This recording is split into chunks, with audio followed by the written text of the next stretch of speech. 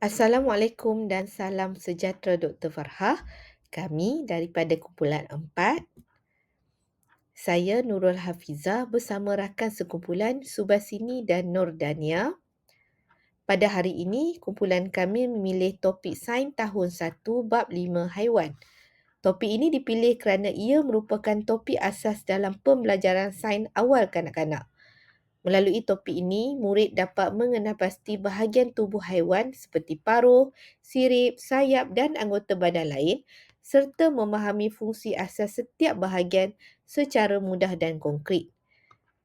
Pergi sekolah pagi-pagi, jumpa cikgu dan kawan-kawan. Hari ini kita belajar lagi. Tajuk haiwan jadi pilihan. Standard kandungan ialah 5.1 bahagian tubuh haiwan.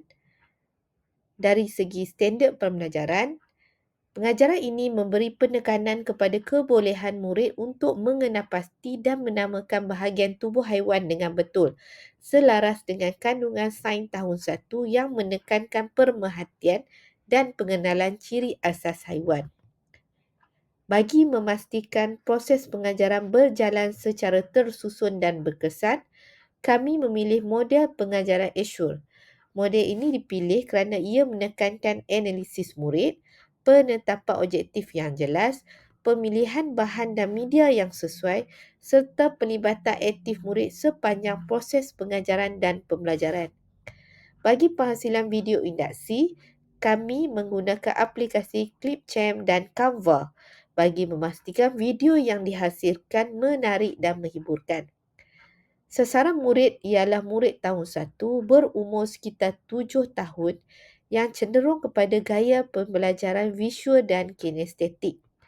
Oleh itu, bahan pengajaran dirancang menggunakan gambar berwarna, video seinduksi dan aktiviti sentuhan bagi membantu murid memahami konsep dengan lebih mudah dan menyeronokkan.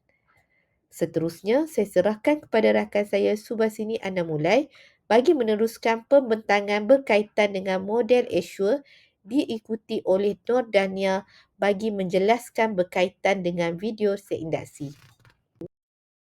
Terima kasih kepada Cikgu Hafizah. Saya adalah Cikgu Subashini. Salam sejahtera, Doktor. Sekarang saya akan memberitahukan ataupun memberitahu apa yang kami buat secara terperinci. Sebenarnya kami laksanakan kajian case dengan Azure ini di sekolah saya Educity Ladang Islands.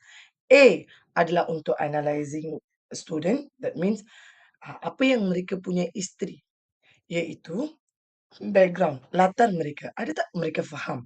Pernah tak mereka dengar perkataan itu? Ataupun pernah tak mereka tengok haiwan tersebut? Apa yang kami buat adalah dalam dalam 130 murid untuk sains populasi, kami ambil sampel 30 murid, iaitu tahun 1, 7 tahun dengan visual dan juga kinestetik. Dan juga video induksi kami juga melibatkan naturalist. Mereka rasa lebih kepada reality. Itu adalah untuk analyse murid tersebut. Daripada 7 murid tersebut. Kedua adalah state objective. Setiap pembelajaran mengikut Kementerian Pendidikan Malaysia kita, setiap pembelajaran haruslah mempunyai objektif. Dan sebagai guru, guru itu perlu tahu objektif tersebut tercapai ataupun cikgu itu dapat menambahbaikkan ataupun memurnikan kandungan tersebut. Sebagai objektif pembelajaran, apa yang kami buat adalah seorang murid itu dapat sekurang-kurangnya daripada 30, 10 murid dapat cakap 5 bahagian haiwan dan memadankannya dengan betul. Ketiga, apabila objektif ini tercapai dengan apa yang kami buat, memang tercapai dengan 15 murid. Ketiga adalah select of the method, pemilihan kaedah dan juga media. Apa yang kami gunakan? Bagaimana kami gunakan? Pertama, saya menggunakan demonstrasi, of course video induksi yang telah dibuat. Kami betul-betul buat ya, Doktor. Saya telah menunjukkan video induksi tersebut. Kedua, saya menunjukkan flashcard. Pertama adalah harimau. kedua adalah singa, ketiga adalah ular. Terdapat pelbagai haiwan yang saya menunjukkan kepada mereka kerana setiap haiwan ini mempunyai ciri-ciri yang berlainan. Dan selepas itu mereka membuat satu aktiviti psikomotor. Satu aktiviti psikomotor. Saya suruh mereka create topeng muka dengan sesungut, dengan butterfly iaitu wing dan juga telinga yang besar untuk tikus dan arnab. Setiap replika haiwan ini membantu untuk mewujudkan persekitaran yang sangat-sangat bagus untuk memberi penerapan kepada murid ini terhadap mata pelajaran tersebut dan juga standard kandungan tersebut. 30 murid tersebut kesemuanya sangat seronok kerana mereka rasa diri mereka dilibatkan dalam aktiviti tersebut. Bukan itu sahaja. Semasa pembuatan psikomotor, mereka juga mereka juga dikenalkan dengan cara membuat origami. Origami belalang, origami butterfly iaitu uh, lelaba dan juga terdapat juga origami-origami seperti rhinoceros iaitu badak dan seterusnya. Apabila kami gunakan video induksi ini sangat membantu, iaitu ia membawa video ini kepada realiti. Keempat pula, using, okey, penggunaan bahan. Okey. Untuk ini, iaitu usage of the materials, kad ditunjukkan. BBM kami kad, kertas origami, topeng muka dan juga aktiviti. Apabila mereka dah buat replika tersebut, mereka gunakan mereka punya senses. Mereka punya senses supaya impuls boleh diberikan kepada otak supaya mereka lebih berfikir. Setiap murid untuk menambahkan kognitif, afektif dan psikomotor, kami menggunakan tiga-tiga bahagian ini. Melihat video, kedua dengan origami, menyentuh dan juga aktiviti-aktiviti iaitu kerja kumpulan. Mereka rasa dalam pembelajaran abad ke-21, mereka kolaboratif dan kooperatif untuk membuatkan origami tersebut dan juga topeng tersebut. Seterusnya adalah art. Bagaimana student ataupun mereka lebih involve ataupun lebih rasa dia involve. Seterusnya adalah R, require learners participation. Learners dalam aktiviti ini, murid adalah learners. Dan juga setiap induksi ini ataupun origami ini ataupun topeng muka ini melibatkan diri mereka ataupun mereka rasa seronok. Ya, semua murid sangat terlibat. Bukan itu saja. Mereka bertanya-tanya, kenapa kenapa butterfly ada sesungut? Kenapa mata nyamuk besar, kita panggil dia sebagai compound eyes. Mereka tertanya-tanya, iaitu untuk rules pertama untuk sains adalah curiosity. Ini membuatkan mereka sangat tertanya-tanya dan curious. Bukan itu sahaja, mereka kata dengan kawan mereka, hari ini saya akan balik dan menonton YouTube untuk faham apa yang saya belajar hari ini. Dan mereka juga pandai melabel gambar yang diberi sebagai lembaran kerja. Dalam 30 saat, mereka sudah habiskan lembaran kerja dan juga mula untuk warna setiap haiwan tersebut. Dan seterusnya ataupun kita panggil sebagai part last adalah penilaian dan semakan, iaitu evaluation. Sebagai guru, bagaimana nak tahu objektif itu tercapai ke ataupun tidak? Evaluation adalah sangat-sangat penting. Walaupun kami ada 30 murid, setiap kali apabila saya membuat penilaian bilik darjah, kami akan merakam dulu. Merakam, kedua adalah pemerhatian dan ketiga adalah senarai semak. Untuk membuat ini, hal ini untuk assignment, saya telah membuat senarai semak yang lengkap setiap murid dengan nama. Dapat tak 5? Boleh tak buat topeng muka? Dapat tak mengikut origami? Apabila saya membuat evaluation tersebut, prestasi mereka lebih tinggi. 30 ke 30, 30-nya dapat membuat topeng, dapat membuat origami dan lembaran kerja untuk melabel di hadapan ramai murid mereka mendapat siapkan. Bukan itu sahaja, mereka sangat berkeyakinan tinggi dalam dalam mata pelajaran ini ataupun standard pembelajaran ini, Doktor.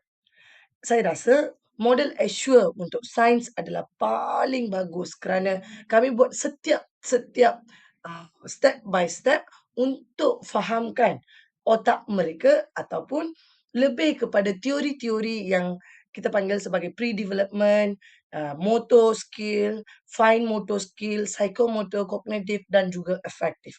Saya rasa untuk membuat assignment, walaupun untuk membuat assignment, kajian kes saya sangat-sangat berjaya dengan video induksi yang dibuat daripada AI dan juga gabungan Canva.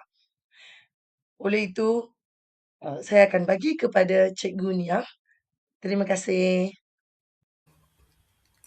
Baiklah, terima kasih Cikgu Subah.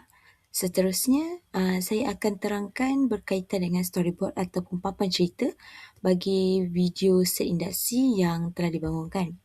Storyboard ini digunakan sebagai satu visual sebelum video sebenar dibangunkan bagi memastikan jalan cerita selari dengan objektif pembelajaran yang akan dijalankan. Storyboard ini juga terdiri daripada 7 adegan utama yang disusun secara berperingkat. Bermula dengan adegan pertama iaitu memperkenalkan suasana di dalam zoo kepada murid sebagai satu set induksi yang menarik dan dapat meningkatkan ataupun membangkitkan rasa ingin tahu terhadap pelajar.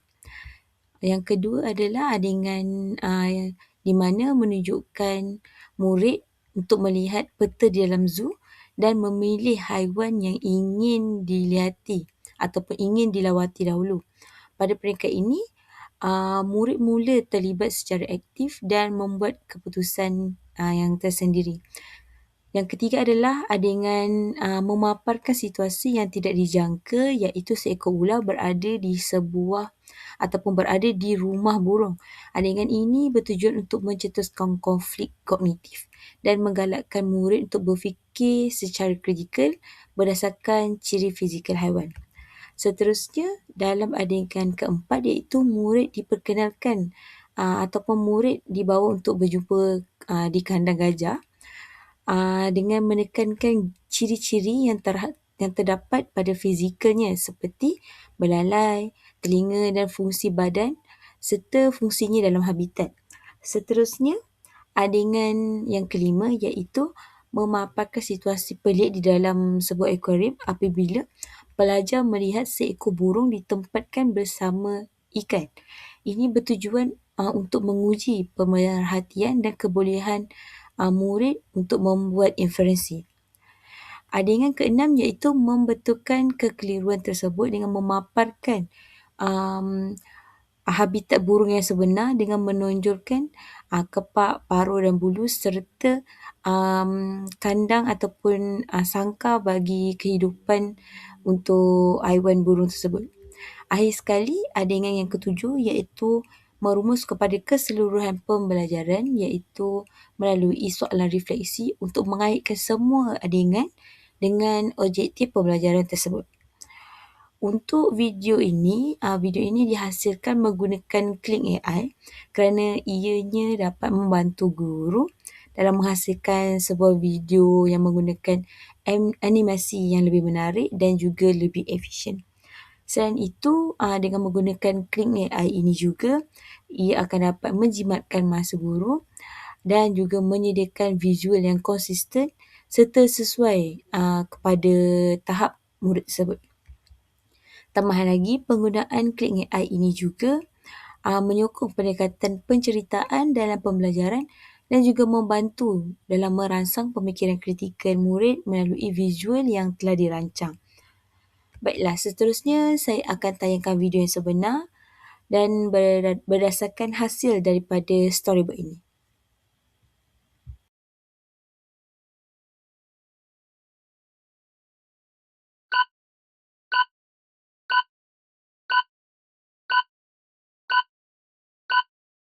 Hari ini kita akan melawat zoo. Marilah masuk. Apakah kepentingan zoo? Jom, berjalan-jalan di zoo, lihat penunjuk. Burung api mempunyai paruh yang panjang. Burung mempunyai kepak untuk terbang. Adakah ular tinggal sekali dengan burung? Pelik juga. Kenapa ini? Ada burung dalam tangki akuarium ikan.